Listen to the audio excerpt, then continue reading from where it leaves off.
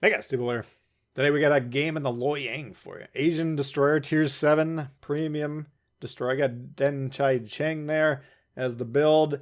Loyang, when it came out, campaign reward ship. Split campaign reward with the Friesland, much like the campaign that's wrapping up right now with the Marlborough and the Marco Polo. You can pick one or the other. Then you can buy the other one for doubloons. That's why I wound up doing with this, because the Loyang, Friesland, both amazing. Got one of them out of the campaign normally, ponied up the doubloons, sure, why not? And then shortly thereafter, both of them are available for green XP. So that's what I'm going to urge you guys to keep in mind going into this. Let's say you're really intrigued by both of those battleships, sure. Well, the only other historical example of the split campaign that we have, in that case, both of the ships thereafter available for free just by playing the game. So I would keep that in mind, but this video is not about that. It's about the Loyang. Loyang, I've called the best ship in the game on more than one occasion. Whether it is or isn't depends on the day of the mood, or day of the week, the mood I'm in, of course. But very, very strong ship. What's the deal with it? Well, good balance. You got the normal torps, which I think a lot of players would prefer. They have their advantages, disadvantages, of course. Good guns, not amazing guns, but good guns. Good torp, so good balance in terms of the destroyer's performance overall. Good American smoke, long duration, long deployment. So those are all positives, but check the consumables. Sonar, sure, smoke sonar in fact, but not only that, it's the best sonar in a destroyer in the game, at least currently. And we're going to be going up against the Z39 here, which up until the Loyang's release, claimed that distinction at a 5-kilometer surface ship detection. Loyang, 5.4. That's the same as a York. Okay, so we're talking German mid-upper tier cruiser level sonars. And, if you're not familiar with the line, extremely dangerous. All right, and it's not going to be any different here for any destroyer that we can catch in that web. So if he gets within 5 kilometers, he's got the option to sonar me, which would definitely help out this Biscuit here. He elects not to. The Biscuit is in trouble, however. There's the Z39 torpedoes. Here's the Biscuits. He's trying to defend himself. And those are easy to dodge. Check this out. We can see him coming the minute they launch. Oh, okay, so we've already dodged the torps. Move forward. Here's that long duration smoke we're talking about. We still got over 10 seconds of deployment left on this thing. And comfortably blast the Biscuit back into the oven. All right, there's nothing you can do there. Me and the Benson, I believe, on the cap just pounded him. All right, and that's the advantage. If you get caught in a sonar web, it's even more terrifying than the radar, unless you're confident that you're at the edge of the sonar detection range and you're able to get away from it. But it's situations like that where you're kind of caught flat-footed as a destroyer, cruiser, destroyer, it doesn't matter who's got the sonar. If you get caught in there and you can't fight back, well, there's not a lot you can really do. So very dangerous situation for him to be in, and he didn't last very long. Now I'm thinking to myself, okay, Z39, well, presumably would be hitting me with the sonar if he's coming through. So I'm thinking, okay, maybe he's trying to go around, kind of make a cheeky play. Maybe, he's got a battleship a square north of us. He probably wants to torp that, right? Maybe he's trying to go around everything just to get a launch angle with the battleship. Who knows? Or maybe he's trying to hit us with some sort of sneak attack, but he's not coming through the smoke directly. In fact, our sonar indicates he's not within 5.4 kilometers, and the twist and track, that little half moon indicator on the screen, telling me the rough position. So we go ahead and fire off zoning torp there, assuming he was going to continue to go left to right. Looks like he launched, and then now he's beginning to turn back to the left-hand side of the screen, going back east. So at this point in time, we got an important decision to make here. What do we do? Okay, we got a cap under control here. The middle cap under red control, and then the C cap hotly contested with red having a slight advantage, at least at the moment. So we got to be looking at the game situation, saying to ourselves, okay, what do we do here? Do we rush off to the Z39? Well, how do we know he's not going to sail off to the the other side of the map, dragging us all the way from a relevant position into an irrelevant position in our spawn where we can't do any scoring? That'd be a disaster. So, can we try that? Sure. What if he goes by the Iowa? How are we going to get past that guy in a 2v1 situation where the Iowa potentially spotting us, and then the Z can hit us with a smoke gun attack? So there's problems over there. Do we sit around here just guarding the cap? Well, what if they don't push? What if they go on to capture C, as is looking more and more likely. Then they defend B, C. That's a loss as well. So we got not a good position.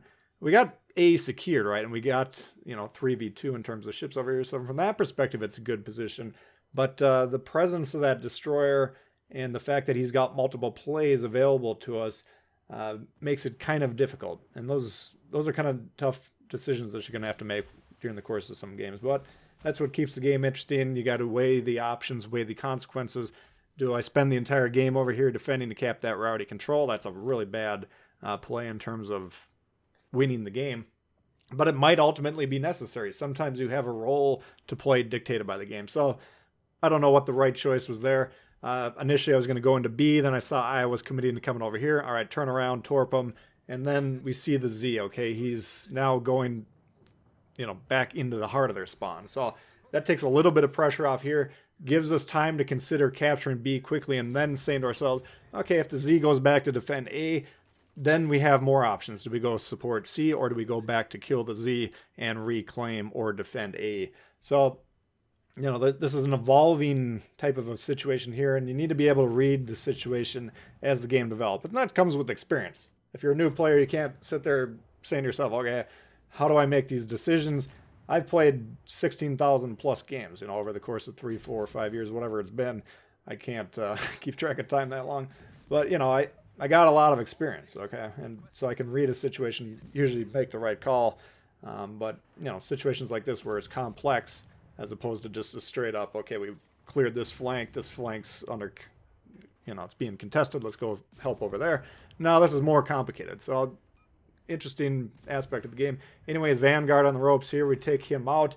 And now Twist and Track once again suggesting Z's pretty close. In fact, we can get an accurate read of how close he is by looking at that Foudra battleship. We just passed him over there. But if I take a look at his position, let's say it says 11 kilometers, 11.5. We know for a fact that the Z is closer than 11.5 kilometers in that general direction.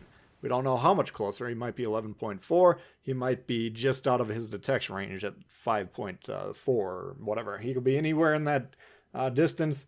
Put out some more zoning torps there. What the heck? Why not? We're trying to help the Benson out if he gets in a fight, but I don't want to commit to this. Now, the thinking right now is most of what I can do while I'm on B, right? I could shoot the Foudra, or I could even help out with the Z39 a little bit. He's getting close to the edge of my firing range. But whatever these options are that I can do that while I'm on B. And this is another play you want to be looking for. Battleship, cruiser, destroyer, doesn't matter. If the situation allows for you to capture a base or contest a base or at least shut off the scoring as we're doing here, while you're shooting the dude you're going to be shooting anyways, go ahead and do that, right? Unless there's a compelling reason for you not to do that, then take that into account. But it's very frustrating when you're watching your team play and they're slinging shots at each other downrange while sitting next to a base that's under the enemy control. Just go ahead and get that, okay? If we, let's say I'm a battleship here, he shoots me, I get reset. Sure, we don't capture the base, but we're shutting off their scoring from it. Right now, the only cap producing points is the A cap. C is not under any control yet.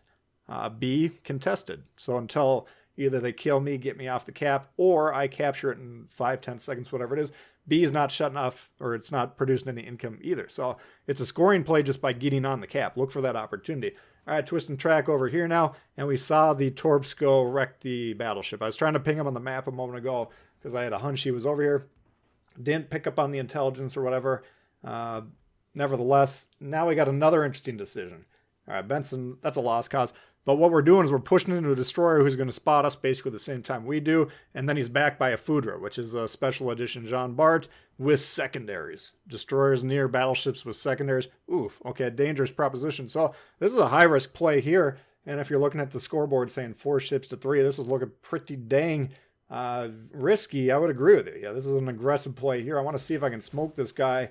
I do have the smoke sonar available, and I know it's a Nakatsuki it's a Nakatsuki, Kagero, whatever it was. I know what tools he's got because I was checking the roster earlier. So he's launching his torps now. I'm going to shoot. Go ahead and pop the smoke. Again, we got 5.4, and we saw he was beginning to smoke. So now he's kind of committed, at least mentally, to this play. He needs to get out of here. He cannot sit here in the web of the sonar. He doesn't recognize that he will die. But because we got him within that sonar range, I didn't even need to use my own smoke. You can criticize that play if you want. Not going to wind up needing it, luckily, in this case. But I was, thinking midterm here. Well, I want to damage the food or maybe even sink him if possible. And you can see he will push through the Akatsuki smoke. So it was a quick twitch decision.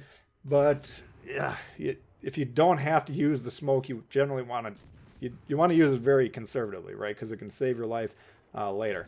However, Fooder, we're going to have a reload here. If he rushed me, I'm like, okay, I can take one shot from him and then nuke him point blank range. That's the worst case scenario of him punching through. Or he gets deterred like this. He doesn't fully commit. He doesn't get within the 2 or 3 kilometer distance. He would need to proxy spot me within the smoke, depending on his build. So, it wasn't looking that dangerous. But destroyers, when battleships commit to pushing into you, you need to recognize, okay, that's a very dangerous situation. Don't say, oh, I'm in the smoke, I'm protected. They will spot you, in certain situations, it's going to be extremely life-threatening. All right, so, the other factor here is we got great support. We got 4 or 5 guys, well, I guess 3 other guys shooting at this dude, and he's going to go down very quickly. So who gets him? We do have a Kraken on the line, I'm noticing right about now. There we go, ahead and get the Kraken, which is good. Not a high damage game here, but I would say this is a very effective destroyer game. Now we're running a very highly tuned machine here that has a lot of capabilities, as you've seen with this game. But I think playing this and even watching it back here, I'm like, this is a pretty good destroyer game. I'm pretty happy to play this one.